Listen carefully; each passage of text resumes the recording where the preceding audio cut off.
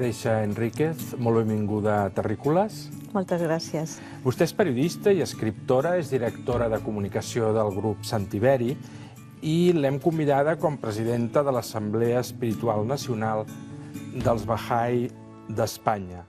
Qui són els Bahá'í? Com es miren al món?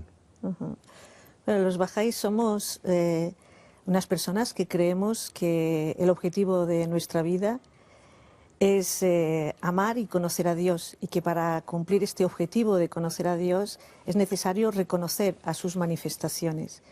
Consideramos que la manifestación de Dios para esta época es Baha'u'lláh, y por tanto somos los que seguimos las enseñanzas de Baha'u'lláh, al que consideramos que es el prometido de todas las épocas, la guía divina para esta época. I els valors que tenen, com actuen en el món? Pues justamente si estamos dentro de este proceso de desarrollo espiritual bajo la guía de las enseñanzas de Baha'u'lláh, intentamos desarrollar al máximo los dones que Dios nos ha dado, que son esas cualidades espirituales que nos hacen, como si dijéramos, estar creados a imagen y semejanza de Dios, ¿no?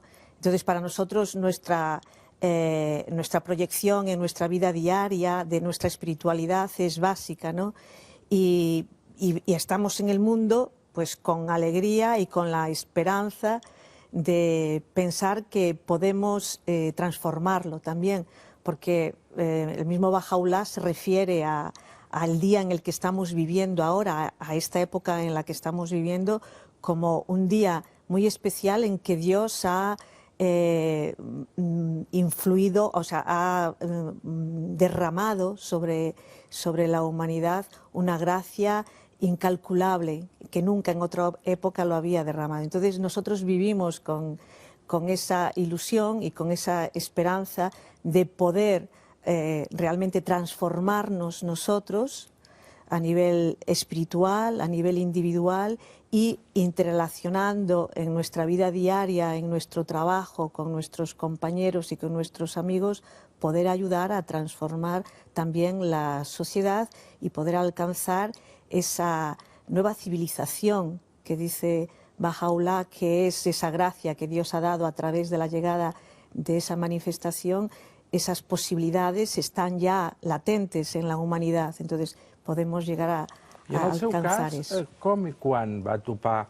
Vostès parlen més de fe que de religió? Sí, aunque es una religión. Hablamos más de fe porque tal vez así abarca más, abarca a todas las personas. I quan va ser? Ho recorda que vostè va topar amb aquesta fe i en quin context?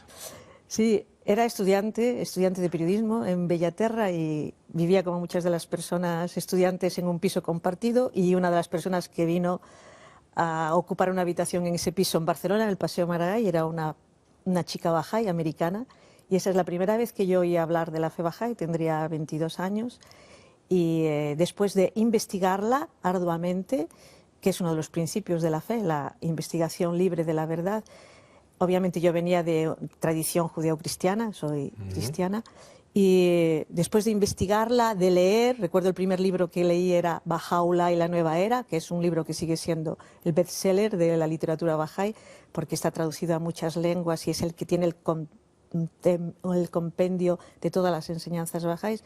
Después de leer ese libro y haberme acercado sobre todo a la comunidad Bahá'í, al centro Bahá'í que había en Barcelona en aquel entonces, que estaba en la calle Muntaner, pues comprendí que no era dejar de ser cristiana, realmente era seguir una nueva etapa en mi evolución espiritual, y al aceptar la fe Bahá'í, no consideré que dejaba el cristianismo ni que dejaba a Cristo, sino que era como incluso revalorizarlo todavía más. Perquè de fet vostès parlen d'unitat de la humanitat, no? Integren, o sigui, això que diu, no? Integren i plantegen que en el fons totes les religions tenen un fons comú i que l'important és reconèixer que som una única espècie.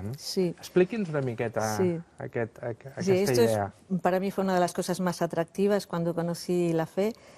Baha'u'lláh explica que la unidad de Dios y la unidad de las religiones. Y entonces explica que la religión es la palabra de Dios enviada al hombre en distintas etapas. Entonces lo que entendemos como distintas religiones no serían más que diferentes etapas progresivas le llamamos la revelación progresiva. Serían las distintas religiones, las distintas etapas de la religión, entendiendo la religión como la palabra de Dios al hombre, el mensaje que Dios da al hombre a través de esas manifestaciones. Nosotros llamamos manifestaciones porque manifiestan las cualidades divinas y traen la palabra sagrada. Entonces, lo que conocemos como cristianismo, judaísmo, budismo, para nosotros son etapas de una misma religión, ¿no?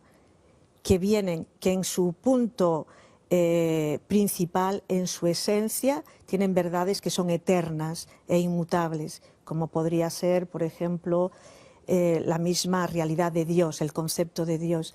Pero, obviamente, vienen en cada etapa, vienen para cubrir las necesidades de la humanidad de esa etapa en la que vienen. Entonces, lo que cambian son aspectos sociales, enseñanzas de tipo más social que están adequadas a la etapa de desarrollo en el que se encuentra la humanidad en ese momento. Això explicaria per què els bahá'ís apareixen en el segle XIX a Iran, no? Per què en aquest context i en aquesta cultura? O sigui que és una fe molt jove comparada amb les altres. Sí, un poco más de 160 años. Aparece en Irán, pero aparece a finales del siglo XIX en un contexto mundial que, si repasamos la historia, vemos que había muchas expectativas mesiánicas y que en muchos países del mundo, en Estados Unidos, en Europa, España mismo, y también en Irán, en el Oriente, había muchos sacerdotes, estudiosos de las religiones que estaban preveyendo que se acercaba el día prometido, el día en que llegaría la renovación de la religión, el día en que llegaría el nuevo Mesías. Y casi todas estas investigadores cifraban una fecha de 1844, entre 1830 y 1844. La fe Bahá'í nace en Irán en 1844, en uno de los países en que realmente había una necesidad de volver a renovar la religión y también toda la organización social. Un país majoritàriament musulmà. Musulmà, sí. Per tant, amb un entorn a la contra, ¿no? A la contra, pero por eso yo he sacado el entorno mesiánico, porque incluso allí también estaban, o sea, también hubo sacerdotes islámicos que estaban preparándose y preparados para realmente recibir la nueva revelación y la cifraban en esa fecha. Entonces, estábamos a la contra, obviamente. Perquè, a més, vostès han estat perseguits, a l'Iran especialment, justamente, y encara continua. Y continuamos perseguidos. ¿Por qué? Pues justamente cuando nace la fe Bahá'í en Irán, fue el Bab, que es un profeta anunciador de Bahá'u'lláh, que es el profeta fundador de la fe Bahá'í, nace allí y trae una renovación, de alguna forma, de las estructuras sociales, incluso da unas nuevas leyes y una nueva forma de entender la religión y sobre todo el concepto de espiritualidad del hombre. Y enseguida, en 6 años de la vida del Bab, que tiene una posición similar a Juan el Bautista en el cristianismo, ¿no? Enseguida provoca la oposición de los sacerdotes y de los gobernantes de la época, y son martirizados en aquella época pues hasta 20.000 nuevos babís en aquel entonces, que eran los seguidores del Bab, y luego Bahá'ís. Bahá'u'lláh aparece también pocos años después del Bab como un seguidor primero del Bab, y es el que el Bab viene a anunciar como el prometido de todas las edades. Y también enseguida empieza a ser tan notorio, o sea, alcanza tanta fama las enseñanzas del Bab y después las de Bahá'u'lláh, que enseguida se levanta esta oposición. Y como ocurre, o sea, esto ha ocurrido en prácticamente todas las religiones, los primeros momentos son críticos y dramáticos, empieza a existir esta persecución, y el mismo Bahá'u'lláh, pues durante los 40 años de su vida, sufre primero encarcelamiento y después sufre exilios que le llevan de Teherán a Bagdad, de Bagdad a Constantinopla, a Adrianópolis, para terminar en la ciudad prisión de Acá, Palestina, lugar en donde ahora están los lugares sagrados bajáis, en Tierra Santa. És una història molt similar a la d'altres religiones, ¿no? Efectivamente. Entonces, actualmente, que me preguntabas, actualmente continúa esa persecución, o sea, realmente desde el inicio, desde que fue martirizado el Bab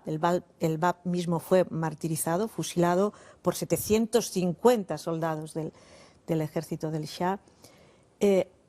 Ahora mismo, desde entonces hasta ahora mismo, sigue existiendo esa persecución. Hubo momentos de calma, pero sobre todo a partir de la última revolución islámica, esto se acrecienta y empieza a ser una persecución sistemática. En la actualidad tenemos contabilizados desde el año 2004 que ha habido casi unas 1000 detenciones de bajáis. Hay en la cárcel actualmente unas 100 personas. Dins de l'Iran, ¿eh? En Irán, sí, dentro de Irán. Y la comunidad bahá'í de Irán es la minoría más numerosa de aquel país, son unos 300.000 creyentes, y todos sus derechos humanos son violados. O sea, casi desde el preescolar hasta la tumba, sus derechos están violados. Su derecho de acceso a la educación, su derecho a la libertad de buscarse un trabajo, de sus permisos para abrir tiendas. Y a pesar de las muchas mociones de censura que se han elevado desde organismos internacionales, obviamente los bajáis en Occidente hacemos una férrea defensa de los derechos humanos de los bajáis de Irán. ¿Cuántos son a Occident els seguidors de la fe bahá'í en el món? En el mundo podemos ser entre 5 y 6 millones, ¿no? Pero te decía antes que el contabilizarlos exactamente no es muy fácil, porque muchos somos más de los que tal vez aparentamos, porque nosotros no hacemos tanta diferencia entre ser o no ser bahá'í, porque consideramos obviamente que Bahá'u'lláh ha venido para toda la humanidad, no solamente para la gente que le reconoce. Però ¿no? vostè, quan es va fer bahá'í, vostè s'autoanomena bahá'í. Què va fer? Va tenir que signar un paper, fer algun ritual? Sí. Ritual ninguno, no.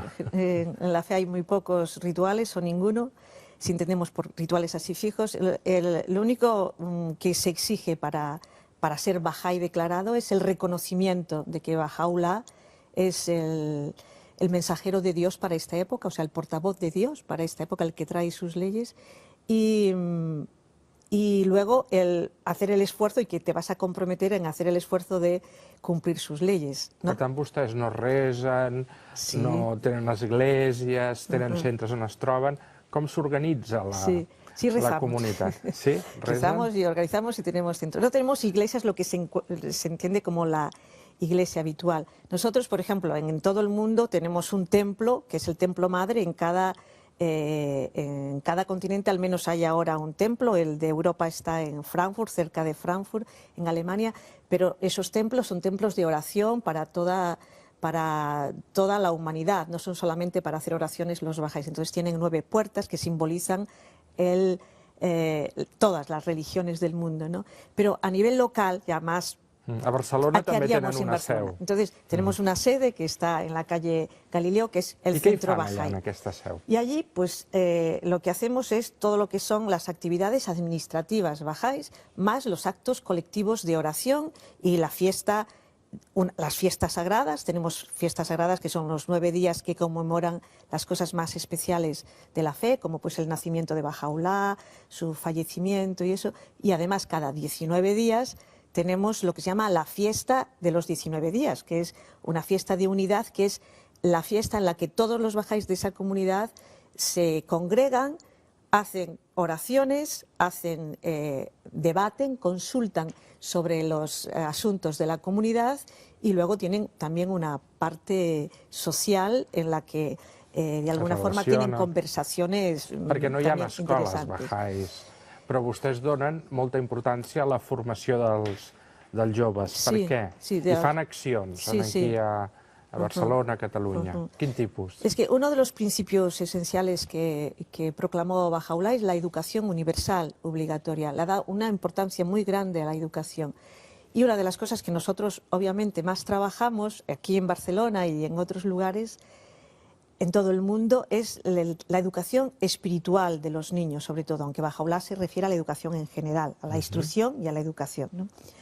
Y entonces trabajamos sobre todo, especialmente ahora, en dar clases de desarrollo espiritual en los niños, pero hablamos de que son actividades que no son solo para los bajáis, que son actividades que están abiertas a qualsevol religió, creencia. Y entonces estas clases que estamos organizando para niños las hacemos sobre todo en los barrios en los que vivimos, desarrollando capacidades en personas del mismo barrio que puedan realmente ser maestras de esas clases de niños. En esas clases enseñamos el desarrollo de cualidades espirituales, de un buen carácter. Lo hacemos también a nivel sobre todo de los prejóvenes, que son esa edad que está entre los 12 y los 14 años, que es una de las que tiene más necesidad de alcanzar una identidad ya, ¿no? Entonces, en eso estamos haciendo como un programa de prejóvenes que es para liberar el potencial de estos prejóvenes, que está teniendo mucho éxito, que lo estamos implementando muchísimo en España, estamos iniciándolo aquí también en Cataluña, donde está más desarrollado sería en las Islas Canarias, pero ya estamos teniendo mucho éxito en ver cómo durante 3 años vamos siguiendo con estos chicos que llamamos prejóvenes, ¿no?, que son la preadolescencia, y en el que de alguna forma también, independientemente de que sean o no sean bajáis, de hecho hay más no bajáis que están dentro de estos grupos, que se trabaja un poquito en la calle y otra vez pues en centros cívicos, en centros sociales. Seria com un treball social? Sí, se podría acercar a eso un trabajo... Treballen amb grups de població, sí, amb risc d'exclusió... En algunos casos, también no especialmente porque todavía no estamos preparados. O sea, todo esto es un proceso en el que estamos desarrollando experiencia.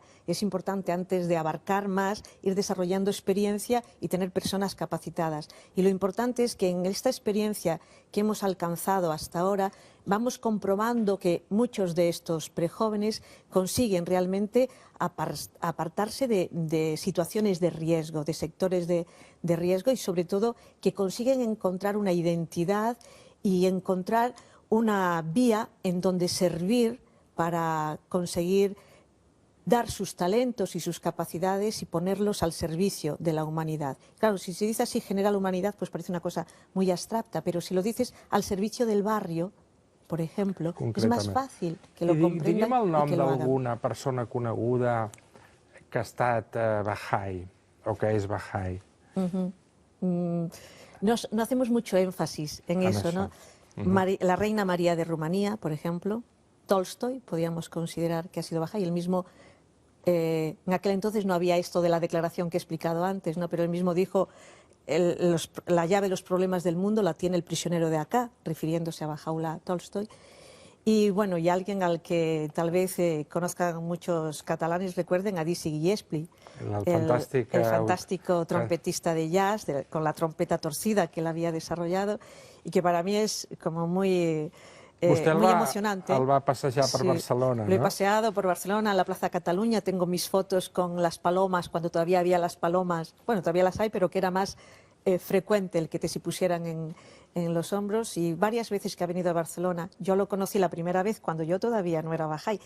Había empezado, creo que era mi primer contacto, era el mes o así en que yo había tenido el primer contacto de la fe, cuando él vino a Barcelona, se hospedaba en el Rich, y me pasé con él, como era estudiante de periodismo, lo pasé por las emisoras de radio, por algunos periódicos para hacer entrevistas, y él siempre aprovechaba para explicar el amor que tenía a Bahá'u'lláh, pero al mismo tiempo explicaba cómo él tenía un matrimonio mixto, su esposa era católica, y como siempre en los viajes le comprava algun regalo relacionado con la religió. Això per vostès no és cap problema, ¿no?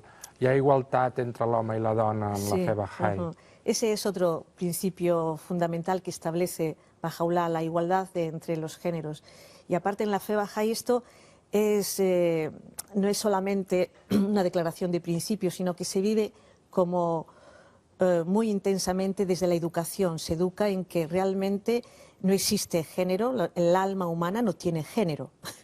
Entonces todos somos iguales, y todos los derechos de las personas tienen que ver con sus cualidades espirituales, con su esencia espiritual, y no con el género que tengan.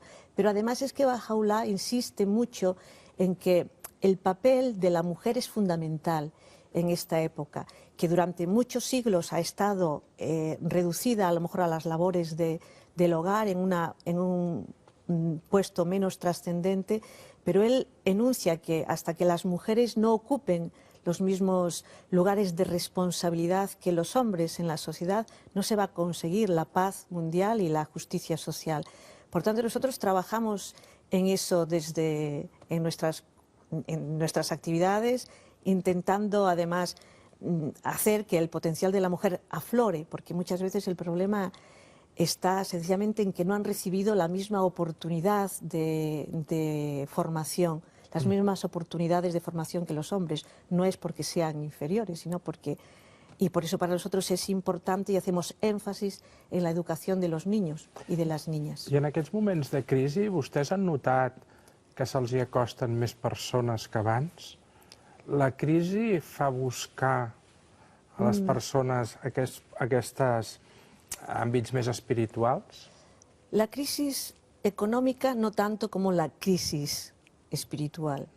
Y muchos dicen que está unida. Esta crisis económica está muy relacionada con la crisis de valores.